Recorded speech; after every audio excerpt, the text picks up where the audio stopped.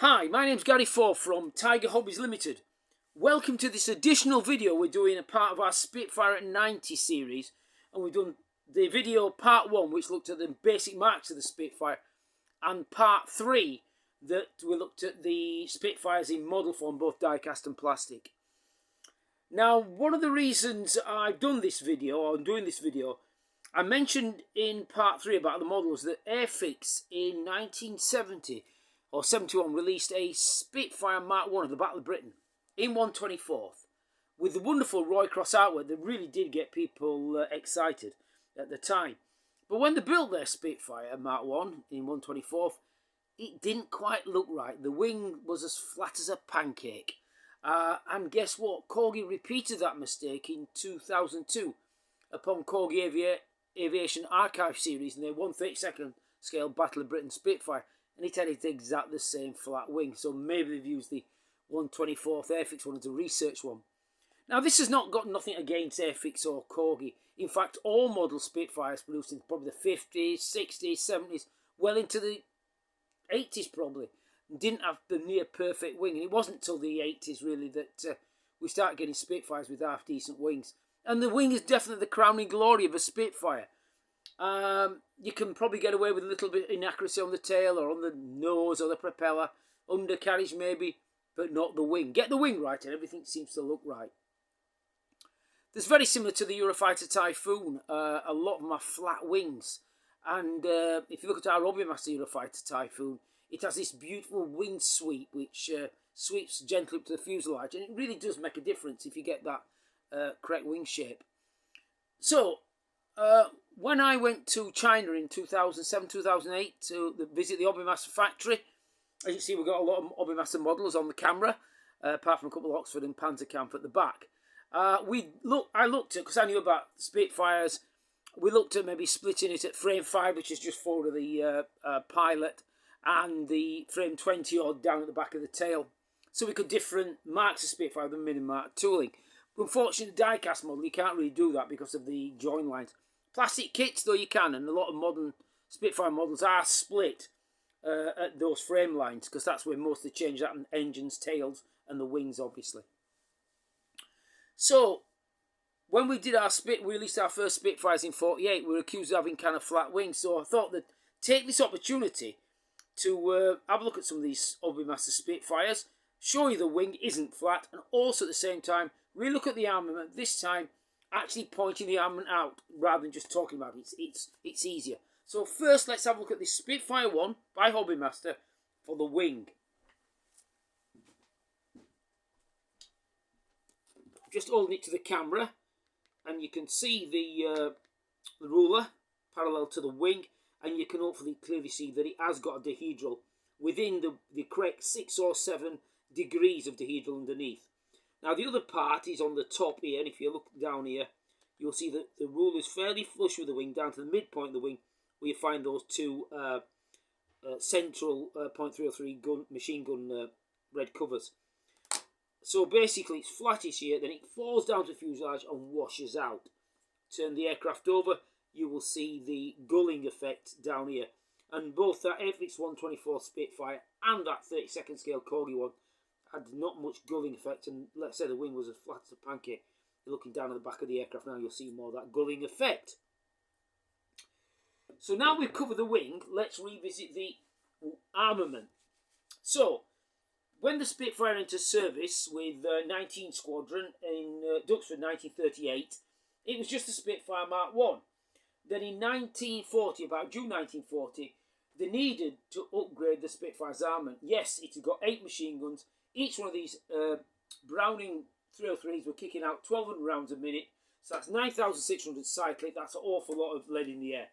But they knew that bombers were going to get bigger and stronger, so they needed cannon armament to start to destroy these bombers. And they looked at a couple of cannons, but in the end they settled on the Espino cannon. So when the Espinos were fitted to the Mark 1 Spitfire, it became the 1B, and the pure machine gun armed Spitfires became 1As. But the early cannon armament on 1s and 2s often used to jam, and a lot of that was down to it was drum fed. It wasn't belt fed, it was drum fed. So the next wing we're going to look at is the B wing, and I'm going to bring in a Spitfire Mark V. So here we have a Spitfire Mark V-B.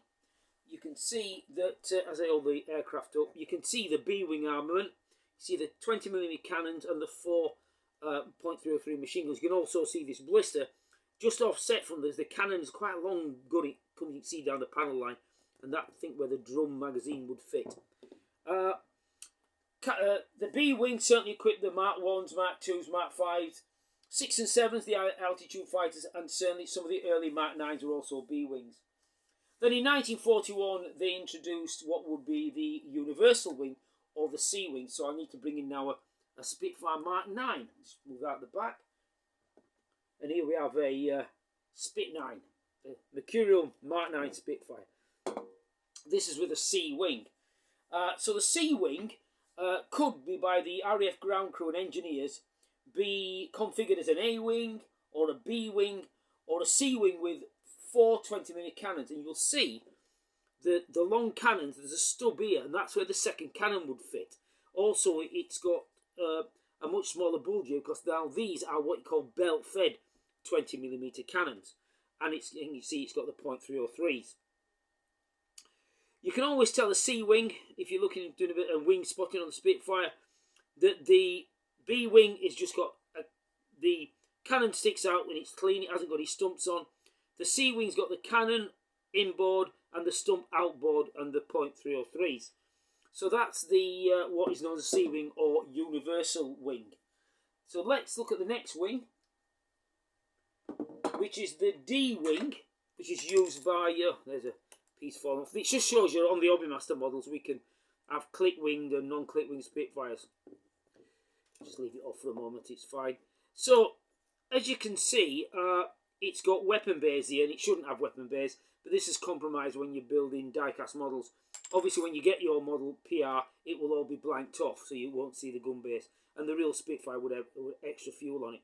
But the PR wing was pure wing just for long distance and high altitude flying. This D-wing equipped the PR-10, PR-11, PR-13 and PR-19. The earlier PRs were not equipped with this wing. The other thing about the PR-11 as well is this deep chin here. I can just outside this deep chin. When you drive your car, you're not driving at 300 miles an hour on the motorway, you're driving up for sensible speeds. And while you're driving at sensible speed, your engine's going to use oil. And it'll use oil until its next service. It should last you, as long as you keep dipping the tank. But a powerful Merlin engine in a Spitfire eats a lot of oil. You find that Spitfire all the way to Berlin and back, it needs lots of oil. So behind that deep chin thing down there is where the oil tank is for the extra oil. So that's the D-wing.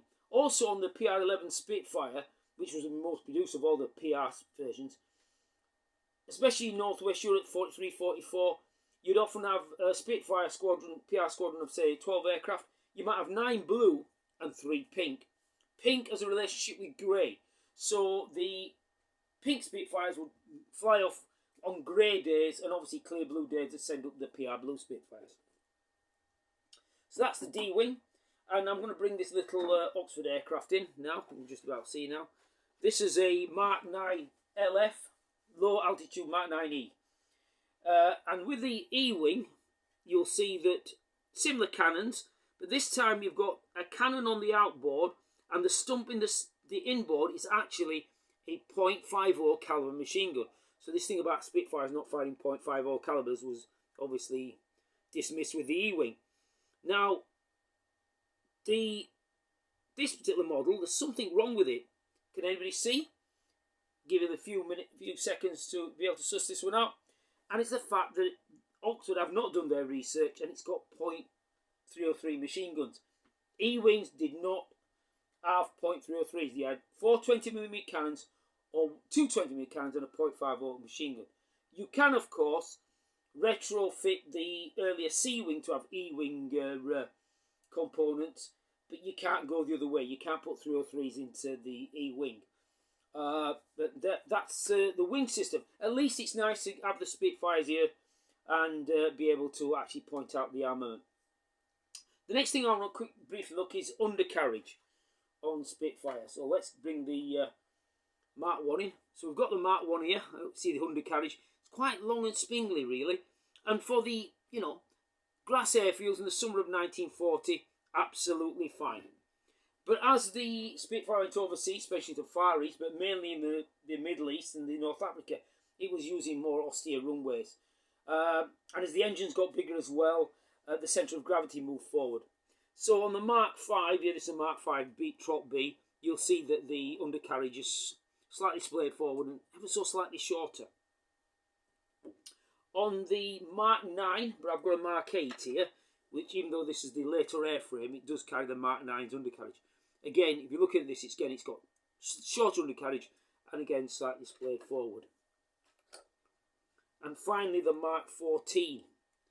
As you can see, big Griffon engine, very small, short, stocky undercarriage, quite small. If you look at compared to the Mark 1, I think if you can see them both there, you can see that the undercarriage is much shorter on the Mark 14. Just earlier on, I'm just going to bring this Mark 9E in, about the E-wing. The first time the Royal Air Force fitted 50 caliber machine guns to the Spitfire, officially was in 1940, late 43, it was the designing the E-wings. But unofficially, in September 1942, a fighter pilot and test pilot, Eric Jumbo Genders, chap was born in Doncaster, 19-year-old, he took on 20 Messerschmitts in his Hurricane by himself on his very first mission. Somehow survived, shooting one of the Messerschmitts down and damaging others. A great achievement for a young pilot. But he spent most of their war on test piloting, and was tragically killed post-war test flying one of the earlier British subsonic aircraft. Now, in September 1942, what was happening in North Africa? So, in July 1942, the 8th Army under Auchinleck stopped Rommel in the first El Alamein. Then when Montgomery took over in August 1942, Rommel's last push of the dice, and Montgomery stopped him at Hallam Al Farij. Then after that, they were building up for the second Alamein. And obviously the Germans weren't going to let us just build up, they were sneaking around at high altitude in Ju-186s. So Jumbo Genders and a fellow pilot stripped 2 Mark 5 Spitfires down to every second rivet, took all the armour out, so all 4 machine guns, both cannons, and to save weight, just put a single .50 calibre in each wing. And they could get up to 40,000 feet. They may have not shot them down or probably engaged them properly, but it certainly drove these Ju-86s away. And that was the first time that .50 calibers were fitted to Spitfires, but it wasn't unofficial. The last thing we're going to look at is, I'm going to talk about Seafires. Let me bring this Mark 5 Trop in. It's a Trop B. Earlier I called it a Trop C in one of the other videos. It's actually a Mark 5 B Tropical. The reason I brought this in is because we're going to talk about Seafires, as most Seafires operate in the Mediterranean and the Pacific later. The Seafires 1, 2 and 3 in Roman numerals were based on the Mark 5 airframes. So a Seafire 1 was literally a converted ex-Royal Air Force aircraft. The Seafire 2 was a naval aircraft built by Vickers Submarine from the get-go, and Seafire 3 was an improved naval Seafire with folding wings, maybe a slightly stronger undercarriage. But the undercarriage was still very, very weak. And it was typified in the Royal Navy Fleet Air Arm action over Salerno in September 1943, when a force of some 70-odd Seafires on carriers supporting the landings, 2 were lost to combat. 48 were damaged by landing on the carrier and shattering their undercarriage. A real problem. And even in the later Seafires 15 and 16 that did enter service in, 15 and 17 that did enter service in the war, unfortunately that problem wasn't resolved totally. And it wasn't until the later Royal Navy aircraft like the Firefly that entered service in the war and the Seafair FB-11 with big, wide, strong undercarriage that this situation was resolved. So, last thing we're going to have a look at is a Hurricane. Obviously, our next video is going to be about the Hawker Hurricane. But I thought I'd cover a little bit about the Hurricane arm just before we leave the video. So this was a Mark IIC. So the early Mark 1s had their version of the A-wing, but 2 tight blocks of 4 machine guns on each wing. 8 machine guns in total with a 9,600 round cyclip, but in a tighter cone. So the Hurricane was a better gun platform than the Spitfire. In the Mark II, they had a 2B with 12 machine guns, 6 in each wing, or each port and starboard. And then obviously the 2C with the 420mm cannons. And they also had a 2D with 2 40mm cannons for destroying tanks in North Africa. Almost early form of the A10. So once again, thank you for listening to this video. And we'll see you in the next video about the Hawker Hurricane.